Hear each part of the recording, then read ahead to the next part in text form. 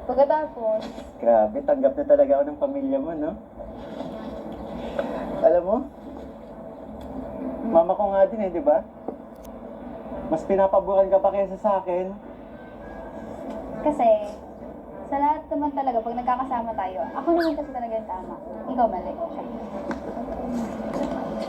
Tsaka, di ba sabi mo, si Papa Junel, Isa din yun. boto din sa akin. Napapanood ko nga yung mga vlog sa kanya eh.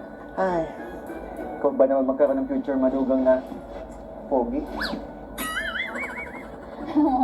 Huwag ka maniwala sa ganon. Content lang.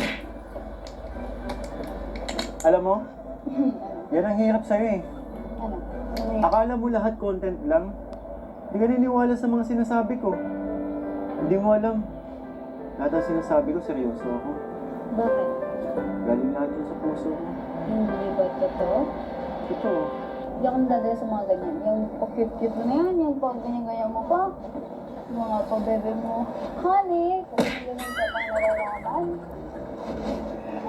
so gusto mo sabihin si bata ako? Ikaw nagsabi yan. hindi ko sinabi yan. Ikaw nagsabi yan. Di nga. Ikaw nagsabi yan. Alam mo, lakas mo din mga sara. Kala mo dyan. Eh, kanina nga lang eh. Di ba, naglalakad tayo? Oo. Alam mo, ibig sabihin nun? Naku, Kapag mabilis ka ang mapagod. tanda mo na nga. Hindi! Baliktad. Ha? Alam mo, baka mabilis kayo mapagod.